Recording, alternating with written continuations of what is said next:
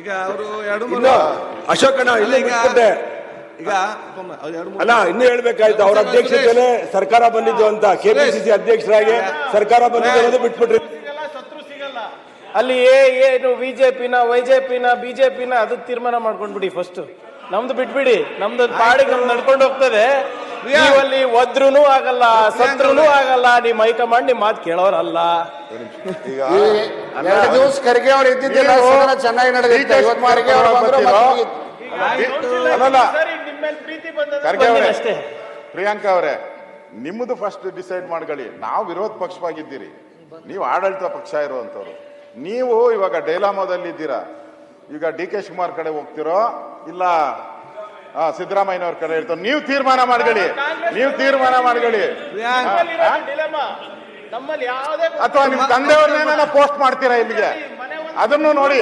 ಯಾಕಂದ್ರೆ ಇಬ್ಬರು ಜಗಳ ಮೂರನೇ ಲಾಭ ಅನ್ನೋ ತರ ಆಗ್ಬಾರ್ದು. ಹಿಂದೆ ಬೊಮ್ಮಾಯಿಯವರು ದೇವೇಗೌಡರು ಕಿತ್ತಾಡಿದಾಗ ಹಾಗೆ ರಾಮಕೃಷ್ಣ ಹೆಗಡೆ ಅವ್ರು ಬಂದ್ರು, ಹಂಗೇನ ನಾವು ಹುಟ್ಟತ್ತು. ಹುಷಾರಾಗಿರಿ ಶಿವಕುಮಾರ್ ಅವರೇ, ಹುಷಾರಾಗಿರಿ ದಯವಿಟ್ಟು. ಇಬ್ಬರ ಜಗಳ ಮೂರನೇವರಿಗೆ ಲಾಭ.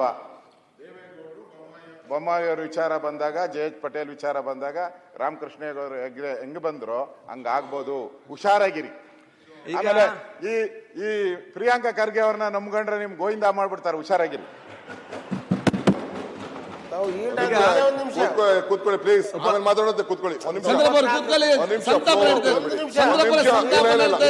ಓಟ್ ಹಾಕಿದಂದ್ರಲ್ಲ ದೇವೇಗೌಡರು, ನಮ್ಗೆ 5 ಜನಕ್ಕೆ, ನನಗೂ ರೇವಣ್ಣಗೆ ಕೊಟ್ಟಿದ್ರು. ನಾವು ಕೂಡ ಜನತಾ ದಳದಿಂದ ಗೆದ್ದು 6 ಜನ ದೇವೇಗೌಡರು ಓಟ್ ಹಾಕಿದ್ವಿ ಅಂತ ಗೆದ್ದಿದ್ರಿ. ನಾವು 6 ಜನ ಜನತಾ ದಳದವ್ರು ಗೆದ್ದವರು. ಎಸ್.ಎಂ. ಕೃಷ್ಣ ಸಾಹೇಬ್ರಿಗೆ ಓಟ್ ಹಾಕಿದ್ವಿ. 41 ಆಗಿದ್ದು. ಕಾಂಗ್ರೆಸ್ ಗೆದ್ದಿದೆ 34 ಅವತ್ತು. ಚಂದ್ರಪುರ ಆಯ್ತು. ಉತ್ತಮ ಮಾಹಿತಿ ಕೊಟ್ಟು ಧನ್ಯವಾದಗಳು. ದೇವೇಗೌಡರು ಪ್ರೈಮ್ ಮಿನಿಸ್ಟರ್, ಚೀಫ್ ಮಿನಿಸ್ಟರ್ ಇದ್ರು. ನರಸಿಂಹರಾಯರು ಅವ್ರಿಗೆ ಹೇಳಿದ್ರು ಲಾಸ್ಟ್ ಅಲ್ಲಿ ಟಿಕೆಟ್ ಕೊಟ್ಟಾದ್ಮೇಲೆ ಕೊನೆಗೆ 5 ಜನ ಇನ್ಕ್ಲೂಡಿಂಗ್ ಜಯಪ್ರಕಾಶ್ ಹೆಗಡೆ,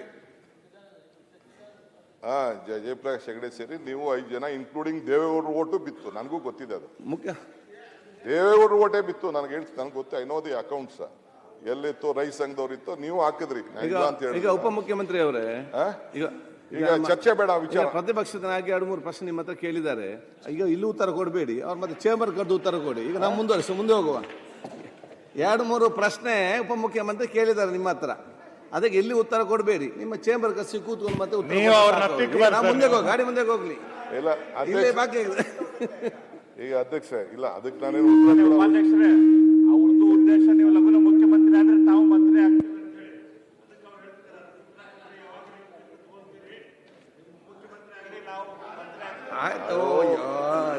ನನಗೆ ಅಷ್ಟಾಲಜರ್ ಹೇಳಿದ್ದು ಅವತ್ತು ನಿಮ್ಮ ನೇತೃತ್ವದೊಳಗಡೆ ನಮಗೆ ಮೀಸಲಾತಿ ಸಿಗಲಿ, ನಿಮ್ಮ ನೇತೃತ್ವದೊಳಗಡೆ ನಮ್ಗೆ ಮೀಸಲಾತಿ ಸಿಗಲಿ. ಬೇಗನೆ ಆಚೆ ಕಡೆ ಬನ್ನಿ ಸರ್. ಈಗ ಅವತ್ತು ಅದೇ ಅಷ್ಟಾಲಜರು ಎಸ್.ಎಂ. ಕೃಷ್ಣರವ್ರನ್ನ ರಾಜ್ಯಸಭೆ ಮಾಡ್ಬೇಕಾದ್ರೆ ಅವ್ರು ಗೈಡ್ ಮಾಡಿದ್ರು. PCC ಪ್ರೆಸಿಡೆಂಟ್ ಆಗ್ಬೇಕಾದ್ರು ಗೈಡ್ ಮಾಡಿದ್ರು, ಅವರೇ ಮಾಡಿದ್ರು. ಆವತ್ತಿನ ಕಾಲದಲ್ಲಿ ನಾನು ಏನು ಇಲ್ಲದೆ ಹೋದಾಗೆ ನನಗೆ ಇನ್ನ ಮಂತ್ರಿನೇ ಇರಲಿಲ್ಲ, MLA ಇರಲಿಲ್ಲ. ನೀನು ಇಷ್ಟು ವರ್ಷ MLA ಆಯ್ತೀಯಾ, ತಿರ್ಗಾ ಮಂತ್ರಿನೂ ಆಯ್ತೀಯಾ, ನಿಂಗೆ ಟಿಕೆಟ್ ಸಿಗಲ್ಲ ಅಂತಲೂ ಹೇಳಿದ್ರು. ನಾನು ಮಂತ್ರಿ ಆಗಿದ್ದಾಗೆ ನಿಂಗೆ ಟಿಕೆಟ್ ಸಿಗಲ್ಲ ಅಂತ ಕೂಡ ಹೇಳಿದ್ರು. ಹಾಗೂ ಹೇಳಿದ್ದಾರೆ ಈ ರಾಜ್ಯದಲ್ಲಿ ನನಗೆ ಯಾವ್ದು ಏನೇನು ಸ್ಥಾನ ಸಿಕ್ಕಿದೆ ಅಂತಲೂ ಹೇಳಿದ್ದಾರೆ. ನಾನು ಈಗ ಅದನ್ನ ಚರ್ಚೆ ಮಾಡೋಕ್ಕೆ ನಾನು ಹೋಗೋದಿಲ್ಲ, ಅವಶ್ಯಕತೆ ಇಲ್ಲ. ಪರ್ಸನಲ್ ಆಗಿ ಮಾತಾಡೋಣ, ಅದನ್ನ ಆಮೇಲೆ ರೂಮಲ್ಲಿ ಮಾತಾಡೋಣ. ನೀವು ದಯವಿಟ್ಟು ಪರ್ಸನಲ್ ಆಗಿ ಮಾತಾಡಬೇಡಿ ಸರ್ ಅವ್ರ ಜೊತೆಗೆ. ಕೆಲವೆಲ್ಲ ಏನೇನೋ ನಿಮ್ ವಿಚಾರ ಹೇಳಿರ್ತಾರೆ. ಅದು ಪರ್ಸನಲ್ ಆಗಿ ಮಾತಾಡಬೇಕು. ನಾನು ರೂಲಿಂಗ್ ಕೊಡ್ತಾ ಇದ್ದೇನೆ ಅಧ್ಯಕ್ಷೆ. ಭಯ ಇದೆ ಸೀಟ್ ಮೇಲೆ, ಹೊಸ ಸೀಟ್ ಮಾಡಿಸಿದ್ದೀರಲ್ಲ, ಇನ್ನೊಂದ್ ಸ್ವಲ್ಪ ದಿನ ಕೂತ್ಕೊಬೇಕು ಅಂತ ಆಸೆನಾ, ಹೋಗ್ಬೇಕು ಅಂತ ಆಸೆನಾ? ಅಶೋಕ್, ನಾನು ಅವ್ರು ನನಗೆ ಹೇಳಿದ್ರೆ ನಿಮ್ಮಲ್ಲಿರೋ ಒಂದು 25-30 ಜನ ಶಿಫ್ಟ್ ಆಗ್ಬಿಡ್ತಾರೆ.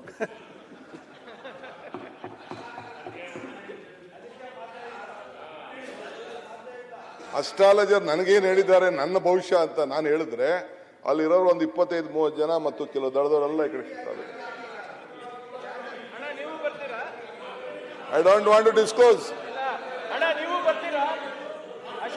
ಏನಪ್ಪಾ, ನಮ್ ದಳದವರು ಯಾರು ಬರಲ್ಲ ಗುರುವೇ.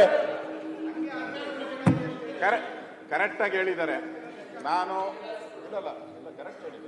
ಅವ್ರು ಕರೆಕ್ಟಾಗಿ ಹೇಳಿದ್ದಾರೆ, ನನ್ನ ಸಹಮತಿ ಇದೆ. ಅವ್ರು ಯಾವ ಮಾತು ಅವಾಗ ಹೇಳಿದ್ರು, ನೀವು ಬಿಜೆಪಿ ಅವ್ರು ನನ್ನ ಕರೆದ್ರ ಅಂತ. ಜ್ಞಾನೇಂದ್ರ ಹೇಳಿಲ್ವಾ ನಿಮ್ಗೆ? ಮೋಸ್ಟ್ಲಿ ಅವ್ರು ನಮ್ಮ ಕಡೆನೇ ಬರಂಗವ್ರೆ. ಅವಾಗ ನಾವು ಅವ್ರ ಜೊತೆ ಓದ್ತಿರಲ್ಲ.